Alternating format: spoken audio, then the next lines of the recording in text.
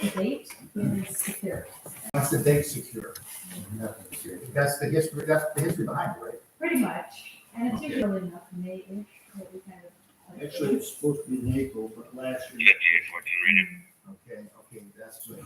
Now, when do you think we should meet again? Is there a reason to meet before April? March, maybe? Well, March is this Yeah, March. I know. It goes fast. I'm gonna March. Exactly. Well, we'll think about it. I'll send some. Okay, now, last year, of course, because of the weather, we took a financial hit. Okay, now, has there been talk about when we make these contracts, see if we can, in case we have to postpone, well, we're gonna have a postpone date though. We're gonna have a postpone date, Maybe. a rain date, okay? But if push comes to shove and we have to cancel again, does it make sense? See if we can talk them into or negotiate, if we can get all our money back, or is that realistic, or maybe 50% of it, or? They're in a business where they need to make money, and if we take it all away from them, maybe you get 50% or something towards the next year. Now, the ponies gave back all the money, right? Yeah, I think so. One of them did. And I know the downside is I think they just keep your money until like the next year. Okay. Yeah. Yeah, that's why the deposit for the next year. Yeah, Is that what happened? with the downside, Yeah. I believe. I gotta check with Danielle. She was the financial person on that, Okay. so she would know. Okay. the Might reality. be worth trying to negotiate a discount for this year based on that they got paid last year, didn't have to do it. Maybe they, cut some of the, share some of the things. Well, those of us who are in contact have the responsibility to contact. You know, they're in a business to make They're in a money. business, they are, yes, they are. Negotiating when we didn't have it last year. I don't think we're in a good negotiating position. That'd be my thought. Okay.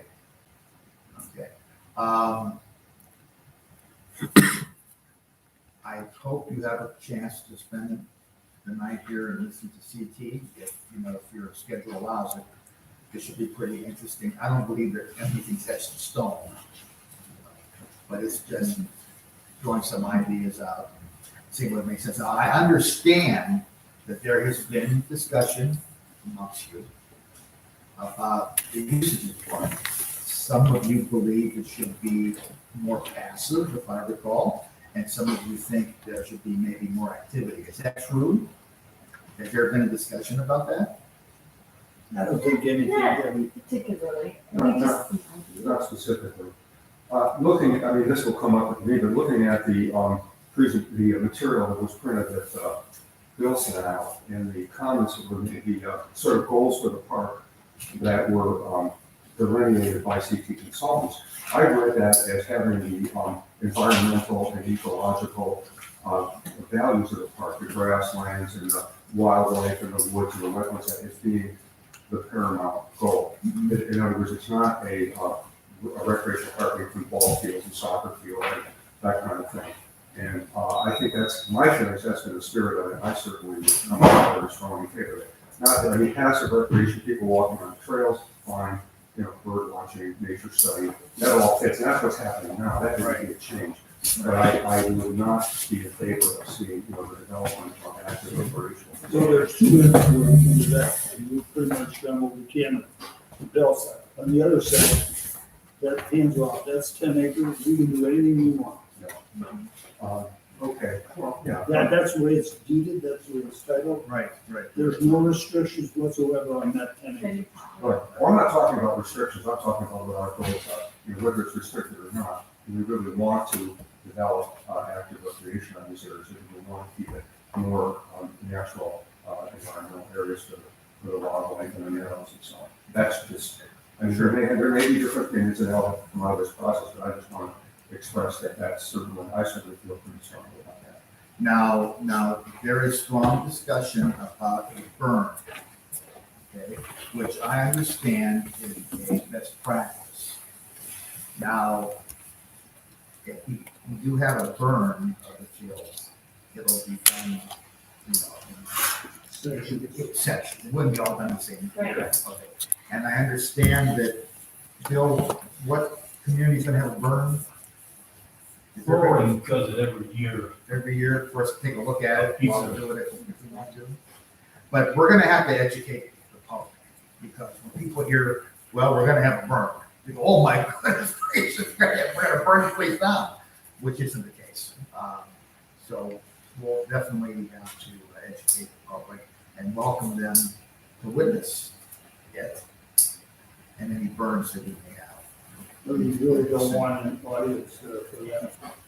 That's the last thing you want. They're gonna see the ramifications of the burn because the way everything's laid out, you see it from the road anyway.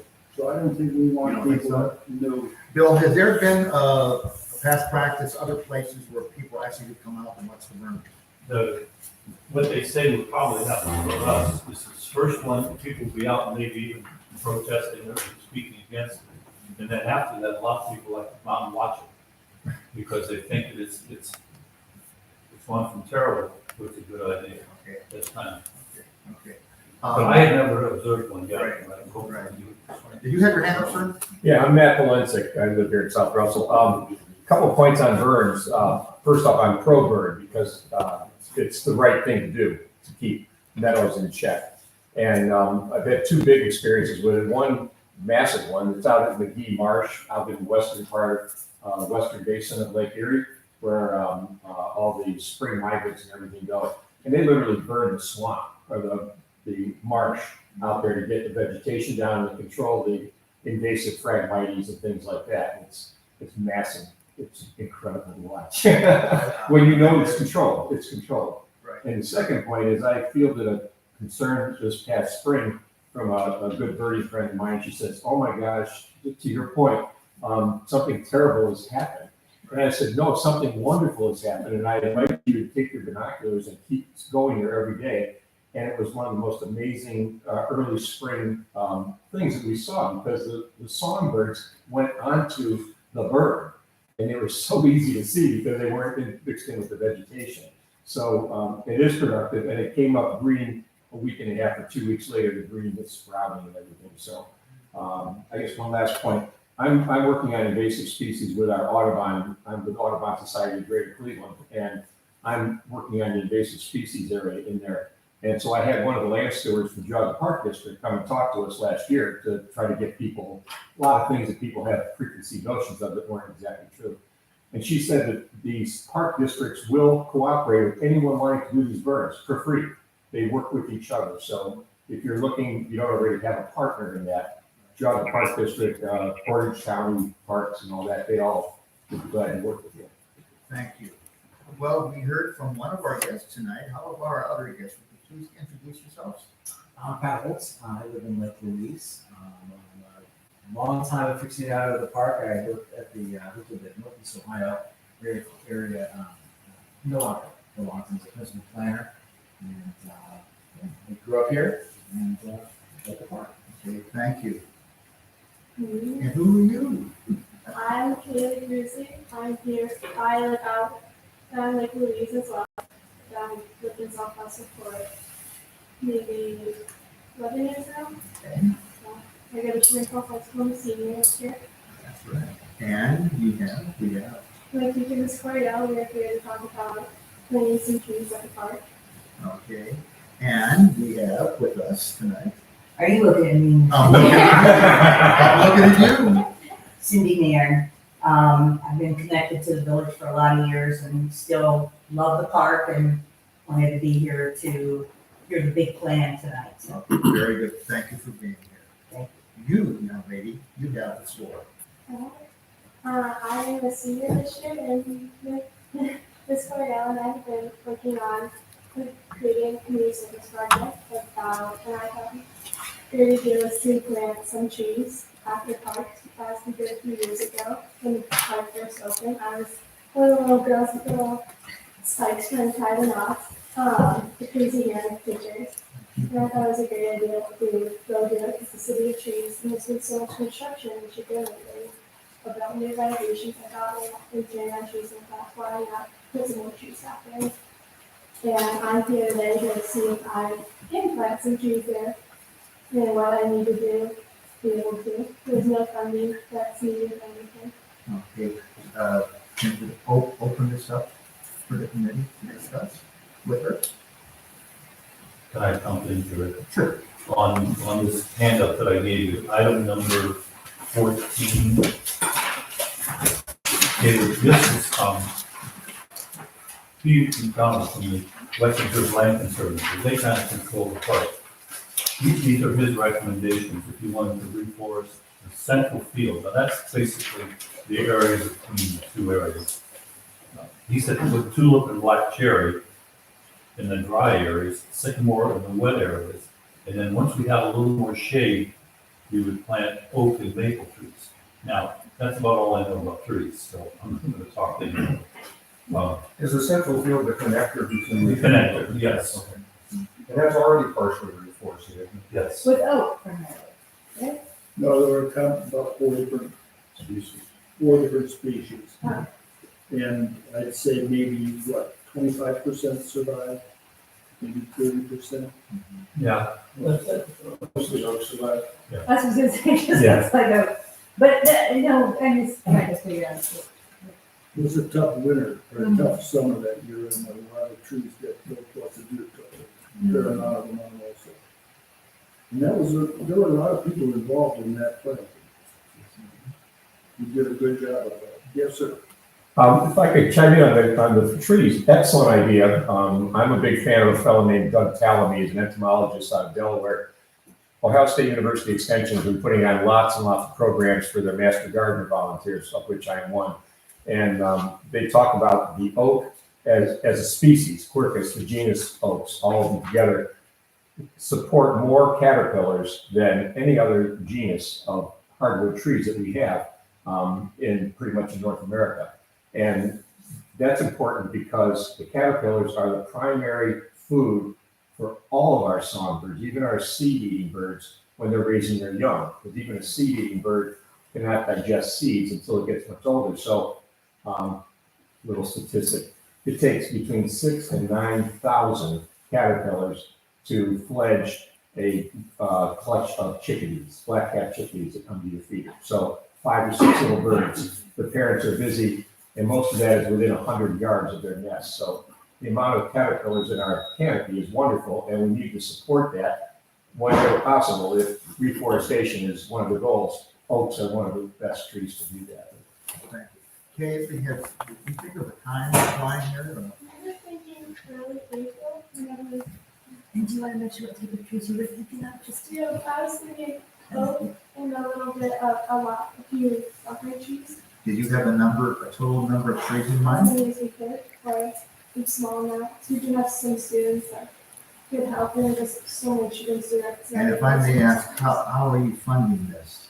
A lot of donations, and I could get a grant from the school too. I need that going for. Okay. Have you been in contact with someone who is an expert in trees? Not yet. Is that something you think you might want to do? Yeah. Okay. Greg, there's a giveaway of young trees every year. Is that through the extension office? Is what? Johnstown Extension. Okay. You're already there. Soil and Water Conservation District, I think. Okay. Well, it sounds like a great program. Yeah. A great program. Yeah, You agree with this? would you make like a plan of where, how many you I want? Yeah, but the spot is the best. I was just talking about the peer pressure on young trees. I know when they reforested over at Red Raver, you know, when they tried that lake there, and they tried to reforest that, I was talking, I didn't I don't know if you know about that, it takes a long time to get those trees to grow. And then mice are another problem. You have a winter like this, I remember years ago talking to a guy who was an orchard, who was a young guy starting out with orchards, planted a beautiful orchard. We had this much snow came in the spring, every tree was totally brutal along the bottom by the mice. So again, these are things, when you talk to a tree expert, you'll find out that if you want to be careful, you don't just go into this all naive and optimistic, and you just put a tree in the ground, and it's going to be, grow up to be a beautiful. Now, If you will try to take care of it. what would be the next step for her now? The next step would be to contact an arborist and to sit down and discuss which trees and how many and. I think his father and her grandfather have enough information and enough where we could certainly help her in every regard. Okay, should she put together, And you're the grandfather. should she put together a report and present it to council? Is there a need for that, you think? Or just the fact that we've met with her and I'll discuss it? with I her? think we should take a vote to see if those on the committee are in favor of going forward with this. And And move that happened. Yes. Okay, all those who are in favor of this plan, please raise your hand. Okay, there you go. It would be helpful to have a written proposal. I mean, you have something like that? That kind of outlines what the plan is. And maybe it'll take time to do it, you have to consult with Could it someone. be like a business plan, but not quite as? Yeah, well, yeah, a tree planting plan, and there's, plans, and, We can put a similar format here's together. a plan for taking care of what, Location, species. what are the protection, issues, what's the long term? proposal. And also, a lot of these things, again, as I'm talking about, keeping going over the years, it's a longer term process. You're planning to walk away, and 5 years later, you come, and most of them are gone if you don't take them. So incorporating that into the plan, I think would be helpful. What would be a realistic timetable for you to have this report for council?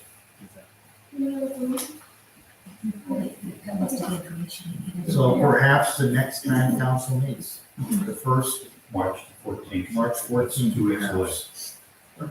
Okay. Is there a possibility where you can come back and present it? Ideally, the 14th of March and through the 28th to the further to perfection. Okay, Yeah, I think I'll send that to you. okay, that'll be good. So you'll send it? Yeah. Okay. And if you need to, I could come. Oh, wait, no, I'm out of town. too.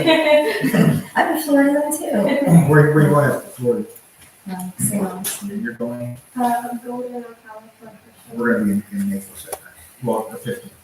Could I just ask Mr. Busy to repeat those 4 things that you just said would be? Well, we can do an overlay of ideas of where to plant special, the particular species, Uh-huh. what species they are, planting process and protection of the trees, pre, post, and, for the next year. So we can prevent the mice, the deer. She has a sponsor she doesn't know about yet, but yeah. She's going to give her the materials to protect her plants. The other thing I think is worth mentioning in the long term, the Girl Scouts put in a nice little butterfly garden there years ago, and then they graduated. And it kind of fell a little bit into just occurs, okay, we need a lot of maintenance. Last year, a lot of us went and kind of stiffed it up, and then Judy Harvey came and put in this other bigger garden. But I think the issue came up, the girls who did it, the Girl Scouts who did it graduated. Again, they were high school seniors, they graduated, and there wasn't anybody else to sort of pick up the torch and do it. So that's something to think about for the future. Would there be some people who come along and kind of keep an eye on this? Absolutely. She's got a younger sister who's a freshman. She doesn't know it, but she's going to volunteer. she's got cousins, aunts, uncles, lots of people. And she's got a grandpa who's going to make sure that this happens. Absolutely. I'll do it. Is All there, right, I like that. is there anyone else who'd like to make a comment? Yes, sir. And this would be for, CT Consultants plan. You might want to consider to have, take a look at a study, done by Milwaukee, called Vibrant Neo 2040. Back in 2010, Milwaukee was fortunate to get a $4 million grant from HUD. And they did a planning study for the 5 counties and how they did their transportation planning, their housing planning, also their crossing operation planning. And to look at the region and how it's growing, how they're using land use. Since then, and that's almost 20 years from now, but they've not done any benchmarks in Java County. And to have, take a look at the study, consider is a source of authority in your CT Consultant's final plan. That source of authority will do you well in your endeavor to get funds from Milwaukee in the future for finish. As you look at any type of mitigation funding you need, trail funding you need, to have a vibrant NEO 2040 citation in that study would be significant if you endeavor to difference or trails. And like I said, there's not been a benchmark done job to Vibrant NEO 2040. And so just in your mind, the organization within NWACA, there's Vibrant NEO 2040 is the study. There's NWACA, which is the actual funding agency. But the consortium that sits as a board is called NEOS. I mean, the other pretty Sorry, what did that mean? NEOS, but it's NWACA. That's our regional planning authority here. Spell that one. NOACA. I'm sorry? To the website. It's NWACA.org. Okay. But you can just Google Vibrant NEO 2040. I'll admit it's a comprehensive study. It's focused on our region's growth and then how are we investing in the region and doing things differently. And the investment, which is the park, is consistent with the doing things differently scenario. And again, if you endeavor to get funds for things for the park, this would be an interesting citation to have if you ever wanted to get directions in the law. I mean, it really make your applications move to the top of the line. Because like I said, there's no Jogga County submissions, there's no mention of NEOS. And it's a study that's 12 years old, but it's a summary study. Thank you very much for that. Anyone else concerning the park? Okay, I will contact the Parks Committee first, this makes sense, the first part of April. And then we can come up with a date where we can meet again and hopefully we'll be on our way getting the contracts. Yes. I just want, before it broke up, on the front, a typo there, which says refunded to the village. It said the horse people, they gave back all the $1,300, and the Mr. Hanley String Band gave us back the $750. Considering the cost of maintaining the horses, I thought it was very nice of her to give us back the money. So those are the only two that gave us back. They refunded it. They refunded everything, yeah, me and the string band. Is there anything else right now? Those of you, our guests who came tonight, I want to thank you very much. This is very exciting with the trees, with the park, with the festival. And as I mentioned earlier, it's great to be back with you again. And looking forward to some great things the next year, okay? Okay, it is 7:14. This meeting. And hopefully, if you all have time,